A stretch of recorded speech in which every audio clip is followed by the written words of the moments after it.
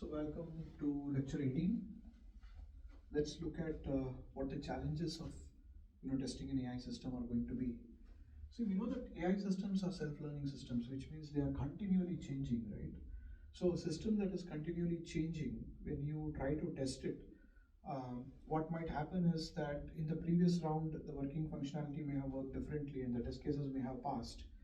But when it self-learns and changes, the passing cases can fail, right? Functionality that previously worked in a certain way might not work in the same way. And with the changing system, we don't know how to test it. We don't know how it changed, how it chose to make those changes, what the acceptance criteria should be, how the test environment should be set up. Because as it self-learns, it might probably get into a situation where it is using more processing power, more memory requirement, more need for the infrastructure and such. So we don't know that, and if we don't have an idea about that, we can't create the test environment for this, right?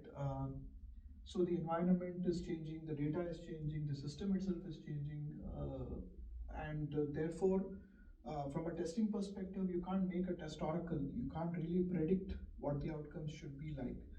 So you must have testing methods where you are basically making comparisons. We will talk in more detail about the testing methods as we get along.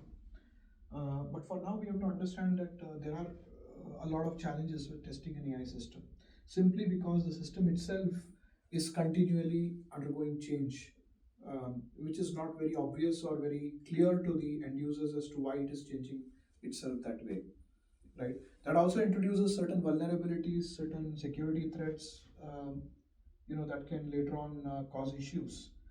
We will talk in much more greater detail about these problems and how these things can be tested subsequently. But the most important characteristics, as we saw, we have to be aware is flexibility, adaptability, evolution, and then you have the non-bias, the ethical part of it, uh, the uh, autonomy part, transparency, interpretability, explainability, um, and also these are probabilistic applications, right? We have to be aware of the side effects, the reward hacking, and the safety related aspects of these systems.